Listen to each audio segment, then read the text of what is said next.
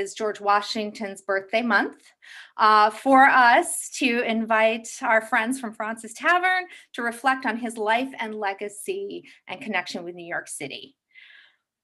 Before we begin tonight's discussion, I just would briefly like to review some housekeeping notes about tonight's program and share a brief introduction to Morris Jumel Mansion and create a context for our conversation.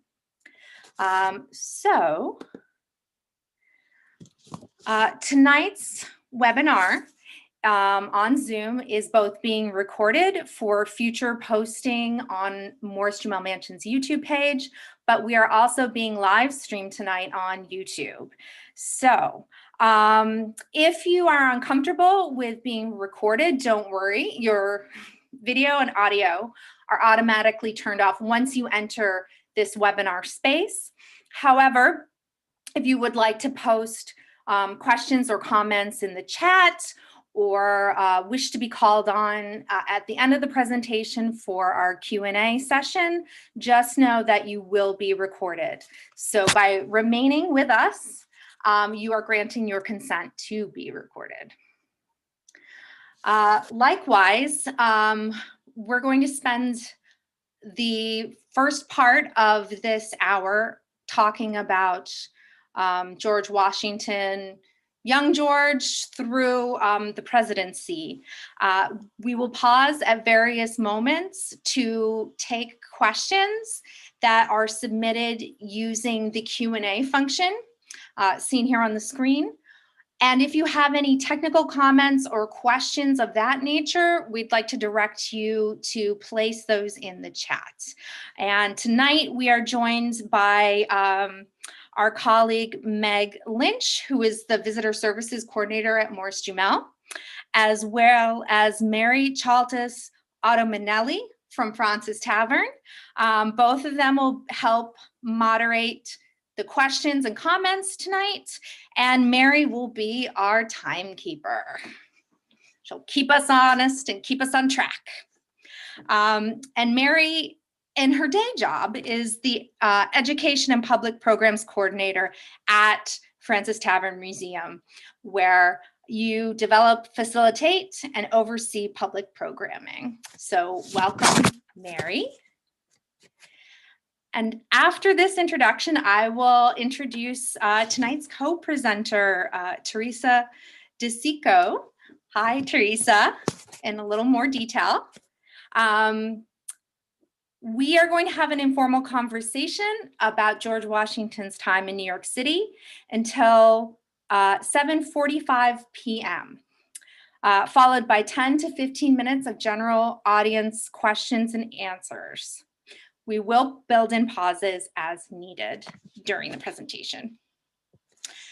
And I would be remiss if I didn't ask our lovely audience, if you are able to do so, if you would like to make a donation this evening to Morris Jumel Mansion. It helps us to continue to create programs like this that are free to the public.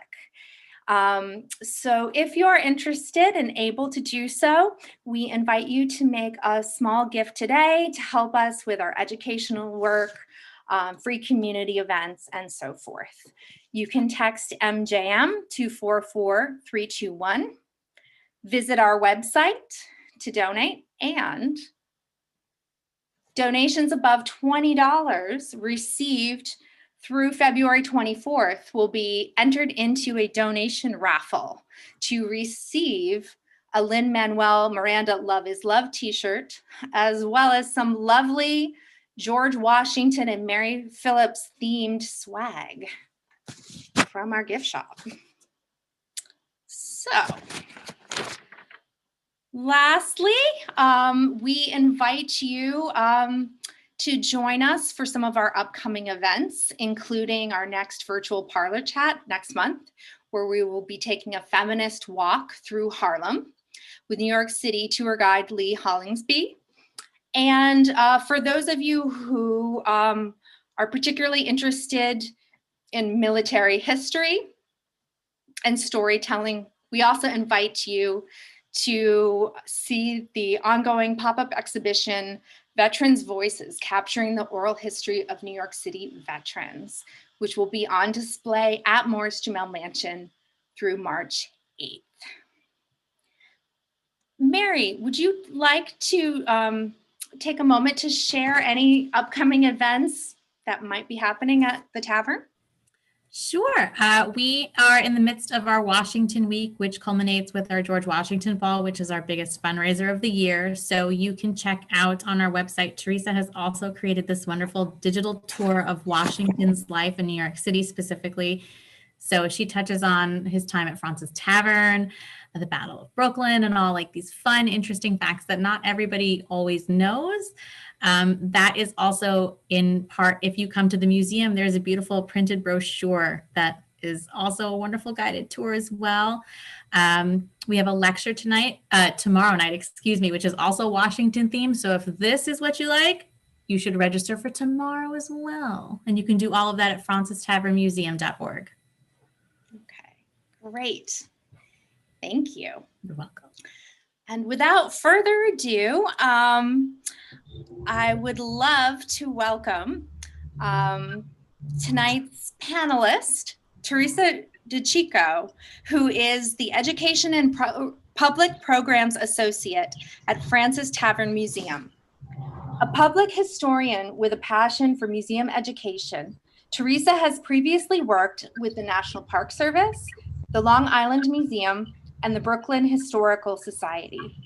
Teresa received a BA in history from Stony Brook University and is a recent graduate of New York University's Archives and Public History Master's Program. Congratulations. Thank you. We're so excited to have you join the discussion tonight, and really glad you could be here. Thank you so much. All right, so should we get started? Yes, let's talk about George.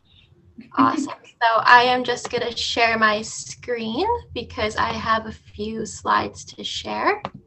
Great. All right, so let's get started. So just to set the stage, I'm going to share a print with you folks, and this is a print of New York City from 1761. Now, what you guys see here is the southern tip of Manhattan, which was mainly all of New York City at this time. What we consider to be New York City would have roughly ended about where Chambers Street is today. Now, we're going to talk a little bit about young Washington. He's one of my favorite topics to talk about because he was an interesting fellow when he was younger. And a lot of his experiences from his youth actually translated later on to his management of the American Revolution, and then, of course, later on to his presidency. So Washington first visited the city at 24 years old in 1756. So the print you folks see in front of you would have likely been the city that Washington walked into. During this time period, it's important to note that the British Empire is actually involved in the French and Indian War, or the larger 7 Years' War, and this was a global conflict. Being said, Washington was a young soldier at this time. He was involved in the war very heavily. He was also a surveyor from Virginia, but most importantly, along with being a soldier, he was actually commander-in-chief of the Virginia Regiment, which was a colonial militia in that time. When Washington was in New York, it was a very brief trip. It was 6 weeks at most. Being said, New York City was only a brief stop on his trip. He was actually en route to Boston, Massachusetts, where he sought an audience with Massachusetts Governor William Shirley, who was actually the British Commander-in-Chief of North America during this time period. Now, the reason for his audience with William Shirley during this time period was to seek equal commission for himself and his troops, being commander-in-chief of the Virginia militia. This is important because during this time period, colonial militias were seen as ranking under the British Army, which hailed from England. And rank was everything to these men.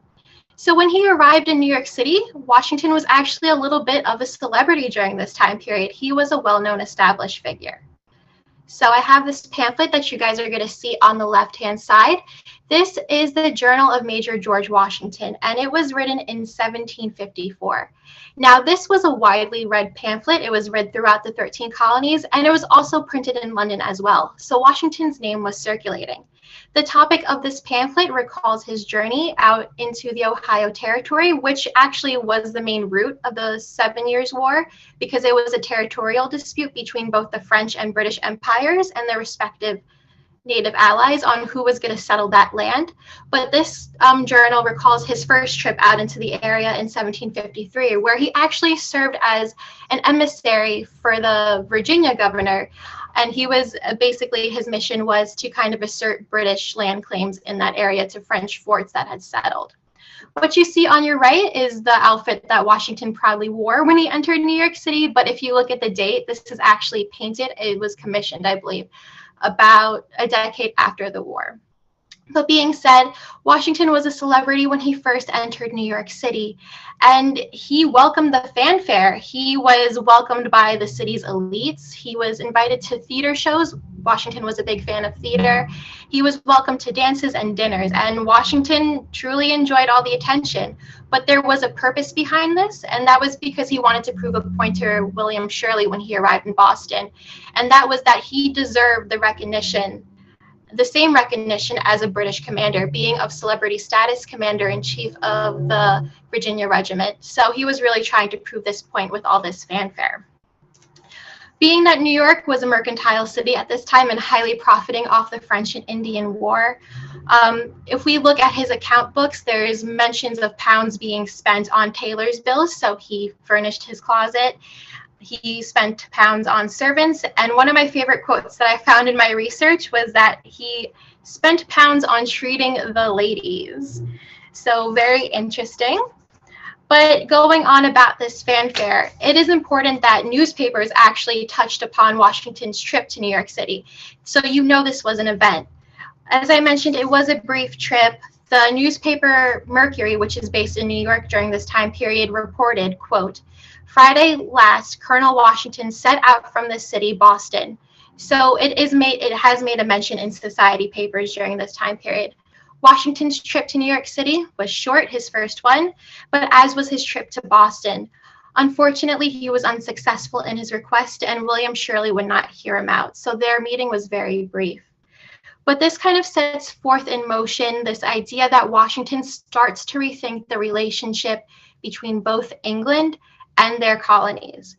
Because while he realized that the militia, because he did continue to fight afterwards for 2 years, he resigned his commission with the British Army, or the Virginia Regiment, I should say, excuse me, in 1758. So he starts to rethink this relationship between both England and her colonies, because him and his troops weren't granted the equal commission, not based on their capabilities, their talents, their skills, because they did continue to defend British claims in the Ohio Territory, but it was solely based on rank, because they were just seen as colonials.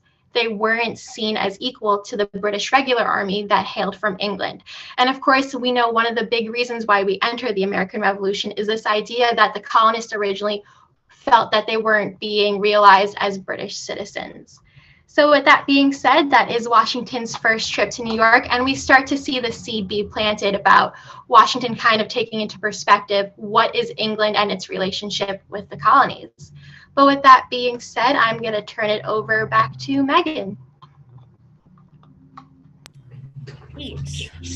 Well, thank you for sort of laying that foundation, because you're really presenting more of a perspective on Washington's professional aspirations and conflicts, whereas from the perspective of Morris Jumel Mansion, or as it was when it was built, as it was going to be known as Mount Morris,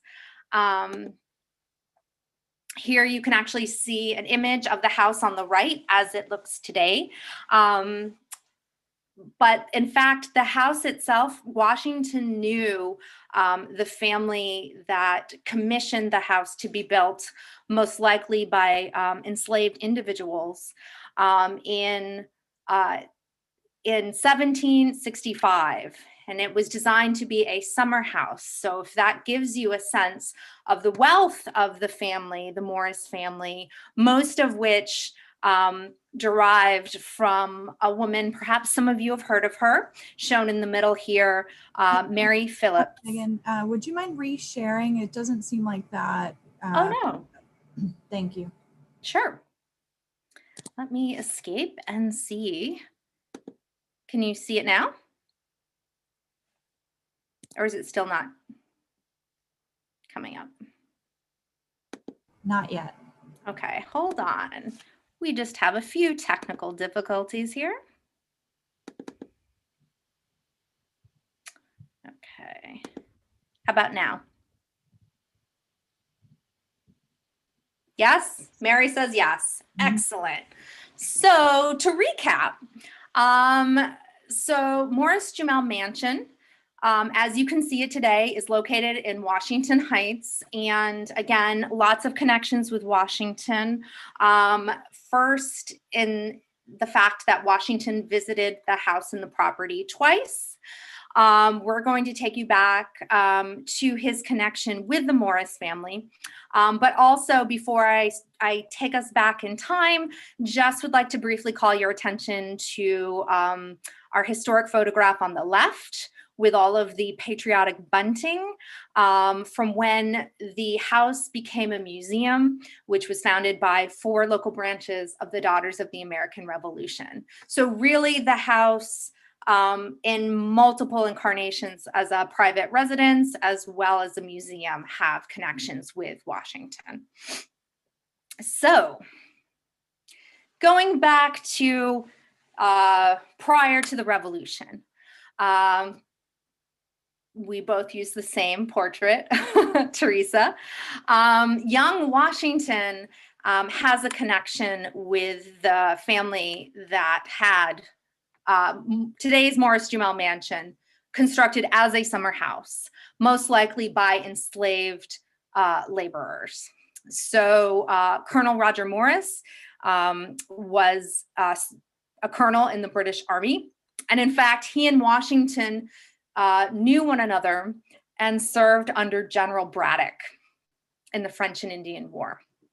So there's first that sort of military connection, but there's also more of a personal connection in relationship to both men and the woman in the middle of the screen, Mary Phillips. There's still lingering rumors of a romance, perhaps, between George Washington as well as between Roger Morris. A lot of it is based on a few of these letters written by a friend in common named Joseph Chew, who at this time, we know that Washington was friends with Mary Phillips's sister and Mary's brother-in-law, Beverly Robinson. So there is notations that he would go over to the Robinsons to pay social calls. But most of this sort of rumored romance is largely built upon these letters in which Joseph Chew writes to George Washington, who is stationed outside of New York City, and teases him, basically. You can see in some of the highlighted passages, he's making references to Mary as Pretty Miss Polly. He also mentions Roger Morris was there, don't be startled.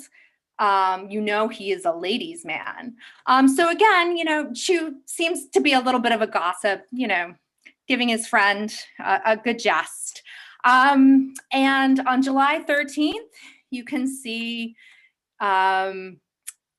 he's sort of warning Washington, if you're really interested in Mary romantically, you should make your presence known.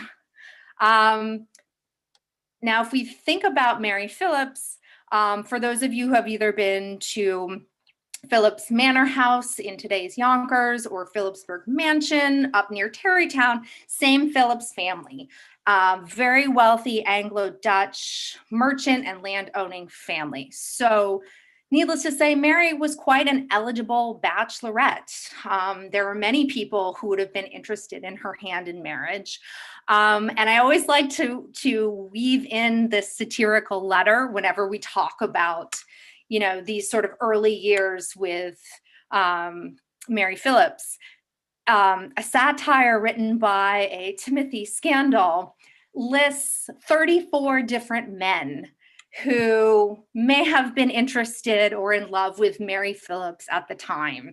And the reason why it's a satire, you can see by the title, it's called The Return of the State of Captain Polly Phillips Dependent Company, with the killed, wounded, deserted, and discharged, etc. And so it's quite humorous. The men that are listed, some of them are, sirs, some of, all different ranks, have different wounds. And one person is on there, Roger Morris, who's claimed to be shot through the heart, which always makes me think of Bon Jovi. But but there is one noticeable absence on this list, and that is George Washington. So really, even though we have the popularity in the 19th century, in plays such as this 1934 one entitled Valley Forge, where Mary supposedly sneaks back to see Washington, to even this week, our director, Shiloh Hawley, was interviewed by the Smithsonian Channel to talk about, Washington's secret love as part of America's Hidden Stories. So again, there's this sort of romantic rumor that has a life of its own, even if most historians kind of take it with a grain of salt. And with that, we will pick up more of that saga during the Revolution, but I'm going to pass it back to Teresa. All right, so I'm going to talk a little bit before I start my slides up again. But since we are transitioning to another era, if anybody wants to have any questions, feel free to type them in the Q&A. We'll be happy to answer them. But we are going to fast forward about possibly a decade and a half now, so maybe 15 years, and we're going to go all the way over to 1775. Of course, being said where we left off with Washington and him rethinking the status of England and her American colonies, well, of course, the war breaks out, and this all happens in 1775 at Lexington and Concord. Of that same year, the Continental Congress appoints George Washington as Commander-in-Chief of the Continental Army. So he finally gets the recognition he's been looking for, but this time as a general against the English. Being said, he promptly goes over to Boston. There is a victory in Boston. The British take a moment to think about their next moves, and they go all the way up to Nova Scotia. Following this move, Washington realizes that New York City is going to be the next stage of attack, and that is because of Manhattan's strategic location. It is between the northern and the southern colonies. If they could cut off New England, then they're good. They don't have to worry about protests spreading to the southern colonies. So Washington is concerned, and he heads straight to New York City. He arrives to New York in April of 1776. Once he arrives, he promptly orders most able-bodied men to build fortifications around the New York City area. Being said, having arrived in April, when we look at his expense books, we start to see Fraunces Tavern enter the picture. So in his expense books from April 4th to April 13th, Washington lists dinner at Sam's. And Sam's is none other than Samuel Fraunces, being Fraunces Tavern over here at 54 Pearl. And this is where my slides enter. So let me get a moment to set that up.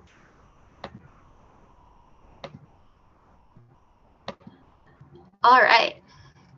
So for those who haven't had the opportunity to visit 54 Pearl, this is Fraunces Tavern, home to our wonderful museum. So I'm going to take a moment just to step away from George Washington, because I do want to talk about Samuel Fraunces, because the two do develop a relationship during this period, and especially during his presidency, which we'll talk about later on during the lecture. Now, Samuel Francis is known to have arrived from the West Indies and into New York City in 1775.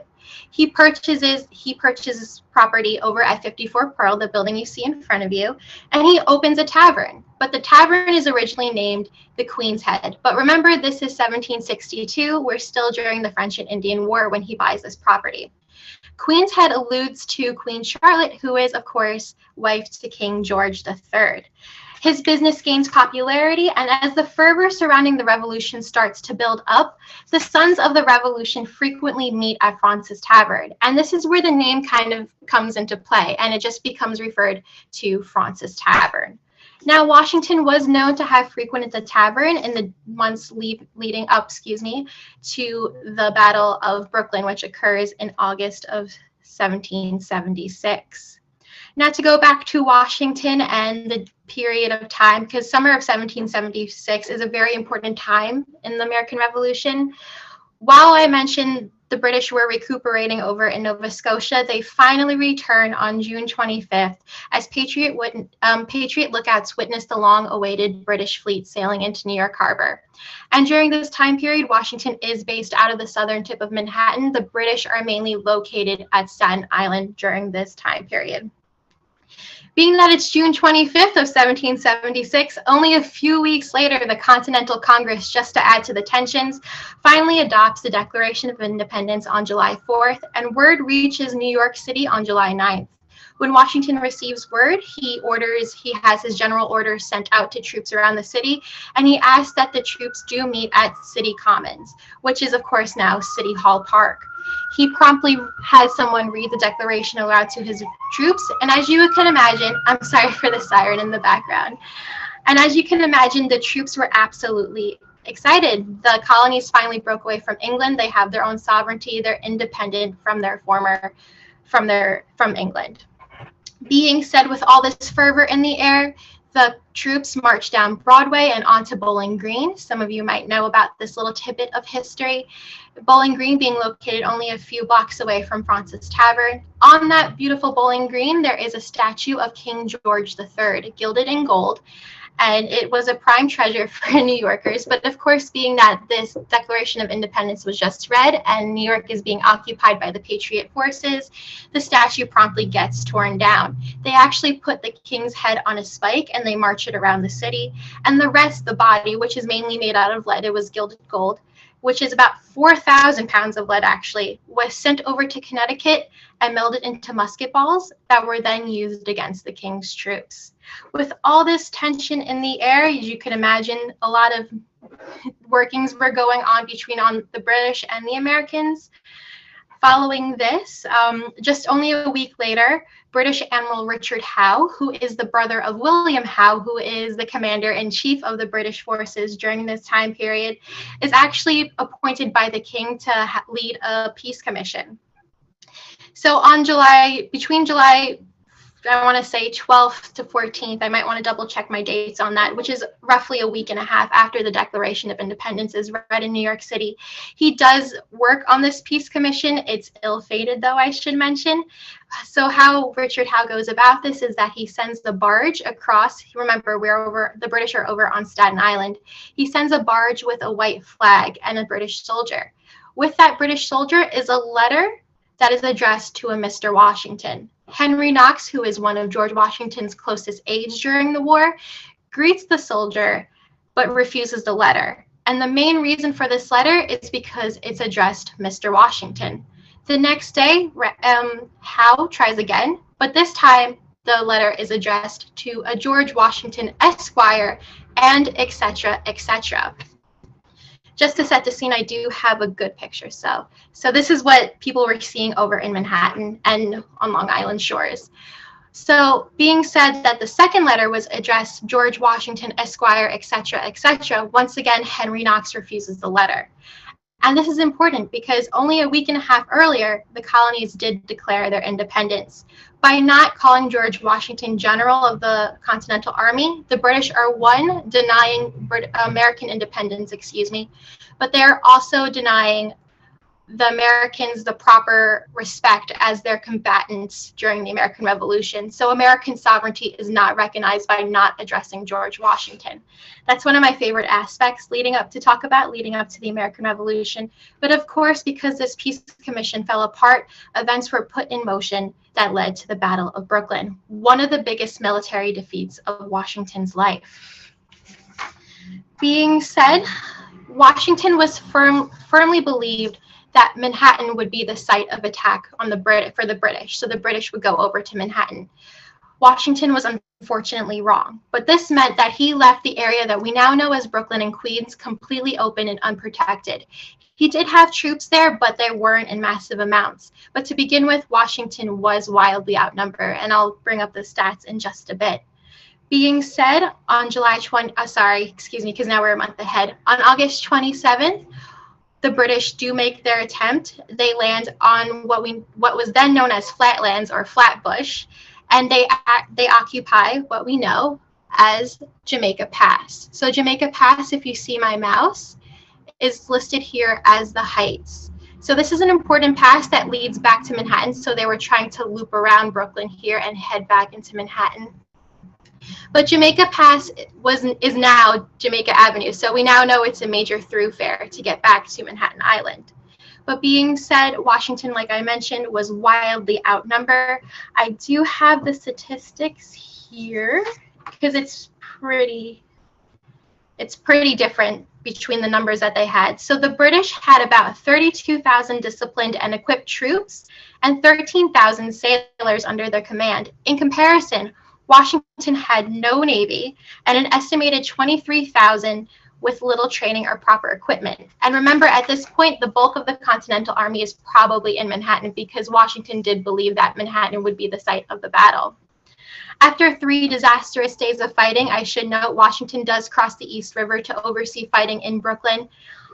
The Continental Army at this point on August 29th is concealed and encamped at Brooklyn Heights. The British decide to halt troop movement for some reason, and Washington seizes the opportunity to evacuate his men. Now, when we think of river crossings in Washington, we automatically go to the famous portrait of Washington crossing the Delaware, but he also does have a famous river crossing here. He crosses the East River over to Kips Bay. What's miraculous about that is, one, that the British halted troop movement, and then 2, there was a thick fog that actually concealed the Continental Army from crossing the East River over back into Manhattan. So the Continental Army was able to escape, but at this point, it's roughly 4,000 to 5,000 in total. Washington reportedly was one of the last men to cross the East River, ensuring that his troops did cross the river. And with that being said, there were battles and skirmishes that continued to happen up until November of 1776, but I'm going to turn it over to Megan so she could talk a little bit about the role of the Morris Jumel Mansion. Great, thank you. I know, so we continue with our PowerPoint dance as we, okay, let's see. Okay. Please Megan, everybody loves a good waltz on a Wednesday evening. It's fine. I mean, It's fine. well, we aim to please. So it seems like there's a lot of chatter in the chat about Mary Phillips and Mary Phillips Morris. So just as a recap, fast forward a few years, she may have met George Washington during that early trip to New York when he was visiting the Robinsons' house. But ultimately, Mary winds up marrying Roger Morris in 1758. And as we know, George marries wealthy Virginia widow Martha Dandridge Custis the following year in 1759. So it's highly likely, since Mount Morris was constructed in 1765 after both marriages, that George Washington had never been to the house, at least socially, but that's all about to change with wartime. We know from letters written from Roger Morris to Mary throughout this time, Roger Morris leaves and heads back to Britain. And so Mary is at home with enslaved individuals at the house, as well as with her children.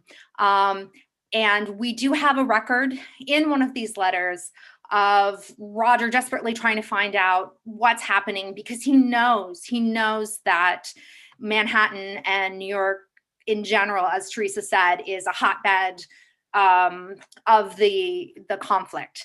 And in this letter that he finally receives on October 19th, he learns that on June 20th or so, that Mary, the family, the servants were obliged to leave Mount Morris that day and was gone to the Yonkers, Yonkers being the Phillips family manor.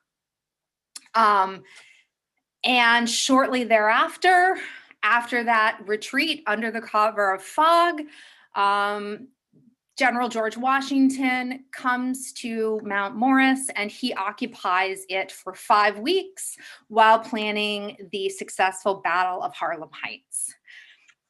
And I've also included an image here of Mary as more of a mature woman in her 40s by famous artist John Singleton Copley. And so Washington's headquarters, you can see on the left, on the second floor, is the room that is currently interpreted, most likely used as Washington's study to plan tactics. And the reason for that is the house, then as is now, is very strategically located. It is located on what was then one of the highest points in Manhattan, on Coogan's Bluff, where you can see both rivers, the Harlem River and the Hudson River. You can also, on clear days, see into Staten Island and the Bronx.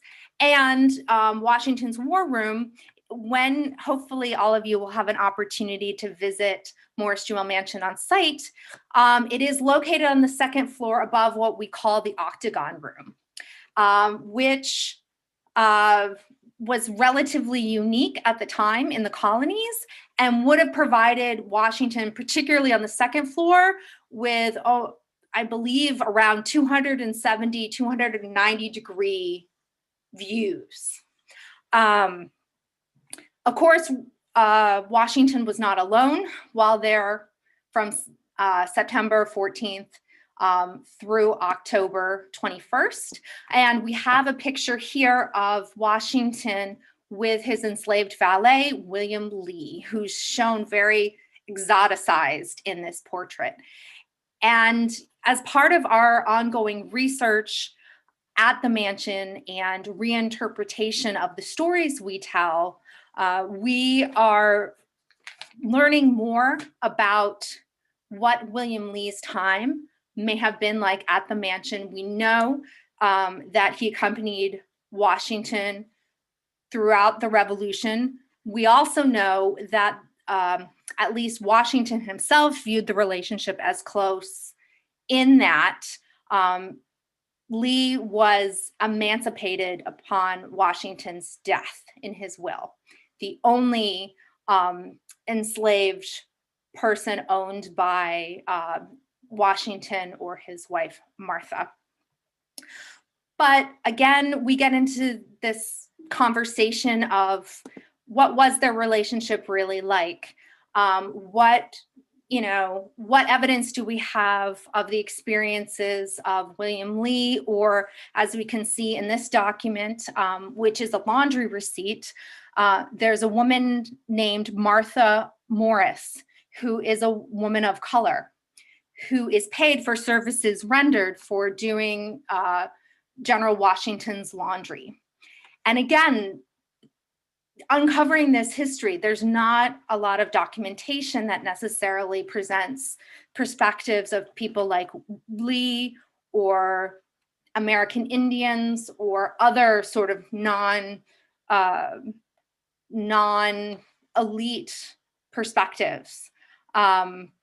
And so, what can we learn from documents like these? This is intriguing in terms of the Morris family, because we can see that Martha, her surname is also Morris, and there are other references to her in documents and in letters between the Morris family. So again, how can we go about exploring these stories?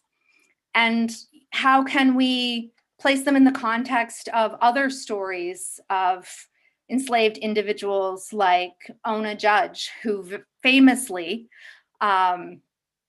escaped from the Washington's presidential household in 1796. So around the same time,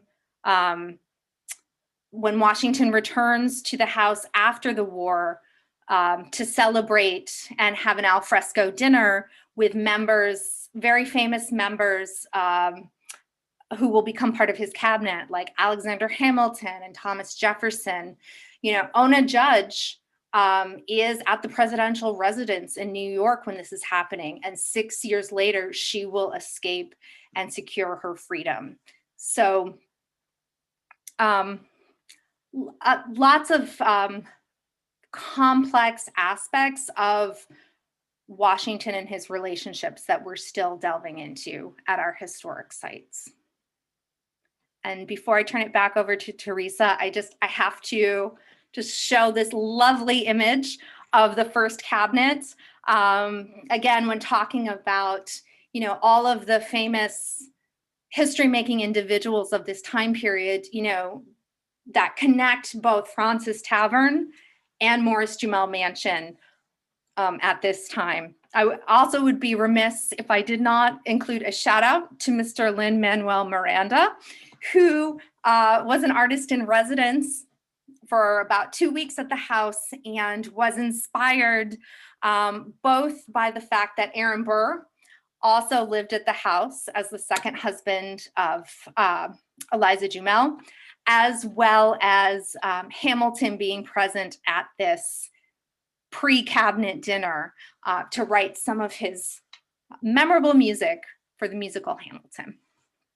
So I'm going to turn it back to Teresa, who can take us to the end of the war through the presidency. Awesome, thank you. So continuing our PowerPoint dance, once again, I'm going to talk a little bit and then we're going to go back into my slideshow. So we are now at the conclusion of the American Revolution. Of course, during this time period, after I believe it was the Battle of Fort Washington, Fort Lee in November 1776, George Washington would not be in New York proper for at least another 7 years.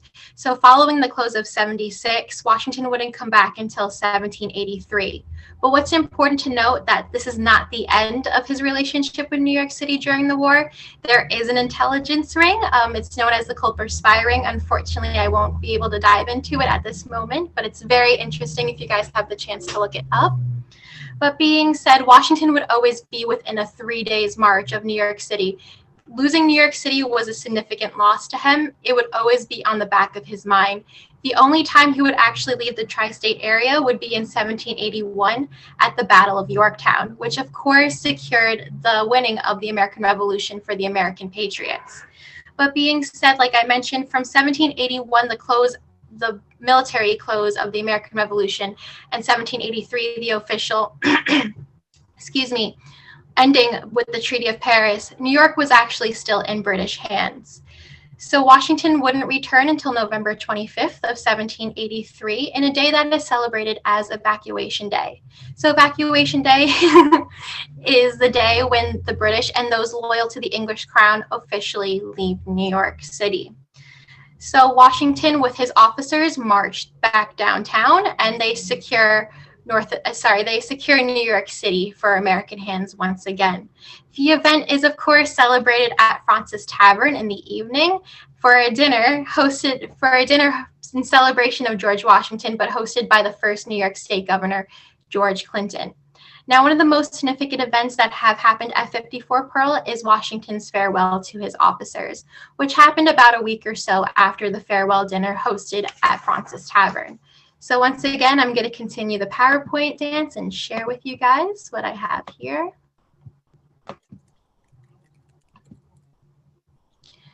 So the farewell, which happened on December 4th of 1783, marked George Washington officially saying goodbye to his officers. Now, with this being said, keep in mind that Washington served day and night with these men for 8 to 7 years. So as the event is recorded in the memoirs of Colonel Benjamin Talmadge, which was written in 1830, the event was marked by extreme sensibilities on both sides. From the Talmadge memoirs, which we have in Francis Tavern's collection, it writes that Washington said this quote that you guys see here: "With a heart full of love and gratitude, I now take leave of you. I most devoutly wish that your latter days may be as prosperous and important as your former ones have been honorable and glorious." So this was a heavy event for Washington and his men. But following the close of the farewell, which happened in the long room, I should mention, it happened in the long room, which is Mary's background on Zoom, as you guys can see here, the long room of Francis Tavern. But following the event, Washington does travel over to Annapolis, Maryland, where he resigns his commission as Commander-in-Chief of the Continental Army. And this is a very significant move because Washington, being Commander-in-Chief, having led Americans to victory, he could have taken power, and some people did want him to be king. By him stepping down and wanting to be a private citizen was remarkable during this time period, if you think of a world full of kings during this point. But being said, Washington finally returns December 24th, 1783, and he lives the next 4 years as a private citizen. But as we all know, public service beckons him once again in 1787 at the bequest of James Madison and Edmund Randolph to become president of the Constitutional Convention. Because of course, during that time period, the United States is being run by under the Articles of Confederation, which essentially people start to realize that there need to be a call for a stronger federal government. Once the Constitution is ratified, Washington, of course, is elected the first president of the United States, and this marks his return to New York City in 1789 for his inauguration. Now, as part of the Tavern's collection, we have this beautiful piece you folks see on the left. This is a coach panel, which was part of Washington's inaugural coach, which he rode from Mount Vernon over to New York City, the capital at the time. And we could start to see the first drafts of the Great Seal of the United States. And of course, on our left-hand side, we have a view of Federal Hall, where Washington was inaugurated. One of my favorite facts about this event was because there was no precedence for the ceremony. Last minute, they realized that they did not have a Bible to swear George Washington on, so someone had to run to the local Masonic Lodge and borrow a Bible. And I believe you could see the Bible now at New York Historical. I do know it was actually at Federal Hall. But the building that currently stands at the intersection of Broad and Wall Street, which is now known as the Federal Hall National Memorial, is actually the sub-treasury that was built in 1842. Now, during Washington's presidency in New York, he stays here very briefly. He lives over at 3 Cherry Street. He does have, setting the precedence for both the social aspects and the political aspects of the institution. He does kind of foster the social atmosphere at his residence. Being said, he hires none other than Samuel Francis to be his household steward. Being said, Samuel Francis is then in charge, because he was well known for his cooking talents back then, to be in charge of the Washington's dinner. Of course, when the capital does move in 1790 over to Philadelphia, Francis does follow, but the two men have a falling out. And this is mainly because Samuel Francis preferred a more extravagant serving style, and Washington preferred a more modest style of serving food, going in line with more of this Republican feel that Washington was going for. But on the political aspect of Washington's tenure as president in New York City, he and his administration tackled a lot of domestic and foreign policy issues, of course, including how is their relationship going to play out with Britain, trade, especially since the young country heavily relied on Britain for their revenue, how to levy taxes. Of course, we also have Western expansion, which is not really talked about. Under Washington's presidency, of course, we still have European empires in the West. We have Florida to the south with Spain. And then, of course, we have native communities and native nations that are in the Western territories. And this Washington's administration starts to mark the tumultuous relationship that begins with the United States federal government and native communities. Being said, I just want to bring up 2 figures that I believe are very important and 2 influential New Yorkers in their own rights. One is Cornplanter, which you see on your left, and then the other one is Joseph Bryant on your right. These two men were from the Iroquois Nation, from the Iroquois Confederacy, excuse me, mostly the Seneca Nation, because there were 6 nations within the Confederacy. Now, the Seneca Nation, the nations were split on whom to support, either the Americans or the English during the American Revolution. The Seneca did side with the English. Cornplanter wanted to stay neutral. Joseph Bryant firmly believed that they should side with the English, because if the Americans do win, they believe that the Americans would kind of creep into their territory and take it from them. And it's a grim foreshadowing of what does occur. But being said, in 1779, while this is not really fully talked about, George Washington does order the Sullivan Expedition, which greatly destroys and attack indigenous communities in upstate New York, mainly focused on the Seneca Nation, which are these 2 men. In 1790, when Washington becomes president, Cornplanter does have the opportunity to have a meeting with President Washington in Philadelphia, and he wants a redress for the crimes committed against his people.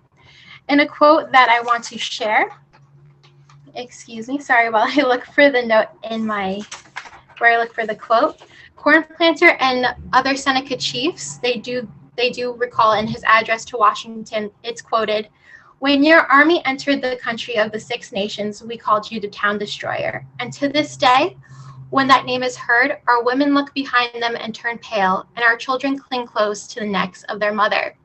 Now, by referring to Washington as town destroyer, they're hearkening back to George Washington's great-grandfather, who was known actually as town destroyer. It was John Washington, who also led a raid on Native American communities in Virginia, earning him the name. But being said this, Washington does reassure Cornplanter that the United States would honor future treaties, but despite this, as history does play out and we learn, speculators and state governments do continue to take Native American lands. So with that being said, those are some of the precedents that are set by Washington's administration in both the social and the political aspects. Yeah, wow. The weight, again, periodically, I just feel like the weight of history and decisions that are made. And to me, it also reminds me the Haudenosaunee, or the 6 nations, also talk a lot about the concept of the 7th generation and when you make decisions today, know that your decisions will impact and consider those 7 generations hence. And we're still dealing with that legacy with Native peoples, as well as, the racial legacy as well of the founding of this country. So with that said, thinking about questions or comments. Margaret is sharing that she'd never heard that about Washington or his great-grandfather. Yeah, and so it's kind of the challenge not only for teachers, but also institutions like ours to, uncover, unpack, and open up both the more celebratory as well as the regrettable aspects of history. I am curious. So there's a question, what is the metal necklace on Cornplanter? I saw the same style of necklace that was on the first picture showed of Washington. So that is called a gorget. And it's a military type of ornament, I believe, exchanged as part of diplomacy. Well, what's important is that it's actually an important part of a British soldier's uniform as well, because you could see a lot of other higher British soldiers wearing it. It's a status. Yes. So when Washington was wearing it in the first portrait you guys saw of him earlier in the lecture, that was because he was serving the English army. And as I just mentioned, Cornplanter and Joseph Bryant, being part of the Seneca Nation, they actually did side with the English during the American Revolution. So that's that connection there. Well, and Joseph Bryant also had a family connection with Sir William Johnson. Yes. As well. Do we know what happened to Cornplanter? Unfortunately, my notes are a little bit scattered right now. Do you have, Megan? Sorry. I mean, I think the more general answer is, while I'm not specifically recalling what happened to Cornplanter, both the Seneca, the Mohawk, all of the Haudenosaunee who sided with the British, as well as the Oneida and Cayuga nations who sided with the Americans, were placed on reservations. So there's still reservations today that are in existence in New York, and some of the Iroquois or Haudenosaunee also have they call them reserves up in Canada, where they're known as First Nations. Needless to say, it's the bleak. There was a question that came in for any recommendations for an Iroquois Confederacy for an amateur history buff. Not to put anybody on the spot. That is a good question. There is a book, but I don't want to mess up the title. I believe it's Washington and Native America. You might want to double check me on that. So I'm just going to double check on my laptop right now, if that's okay. Yeah, I'm also thinking of a couple. There's actually a really fascinating book published by the Smithsonian's National Museum of the American Indian. And the title is something like American Presidents. And it really details sort of like the origins of this really complicated relationship with the United States government. And it is updated through, I think it was published around the time Obama was president. So it really details like different administrations' experiences with Native people. There's also a great young adult book called An Indigenous People's History of the United States, which you might want to tune into also. And we can actually add that to some of the suggested resources that we have on our website. We compile them for every virtual parlor chat and other programs. And so all of you will be receiving an email after this with additional links. Oh, yes. Yes, the title of the book I was trying to get to is The Indian World of George Washington. I kind of messed it around, swapped it around. Colin Galloway. Yes. Yes. Yes. Awesome. All right. Well, I'm dying to know. Let's see. Sanford is saying if MJM is a summer house for the Morris family, where's the winter house? Great question. So like many other wealthy families in the same social strata, the Morrises had a townhouse in the city proper. And I believe, correct me if I'm wrong, Meg, it was on Stone Street, correct? Stone Street at the intersection of Stone and Whitehall. So actually right near where Down the block. Yeah. From Francis Tavern. From the tavern and across from where the Museum of Native American History is. Yeah. I think what's been wonderful is watching the more connections that I didn't think existed between Morris Jumel and Francis Tavern, watching you guys kind of research and produce this. And the more I was like, we're on the opposite side of the island, but there's so many Revolutionary War connections that I hadn't put together myself that I'm happy that we did this. Absolutely. Part one, hopefully, of many. Yeah. There was a question about where Aaron Burr passed away. While he was still in the divorce proceedings with Eliza Jumel, in the middle of those proceedings, he actually passed away out in Staten Island. And Megan, there's another question in the chat. Were there other unofficial presidents before Washington? I'm not sure that I fully. Oh, what's his certain name? Of that question. It was a president of like the before the Constitution, they had elected somebody. Like the Articles of Confederation, like that period. Yes. Oh no, I'm being tested and I wasn't prepared for this. What? You know well, what? We will get back to you, and we will do a little more research. That's a great question. And we'll include it in our additional resources. So before we conclude for the evening, any final thoughts, ladies? I learned a lot. As did I. Thank you so much to Teresa and Mary, as well as Meg and Shiloh and all of our lovely audience. Thank you so much for spending the evening with us. Be well, be safe, be warm, and we hope to see you all again soon.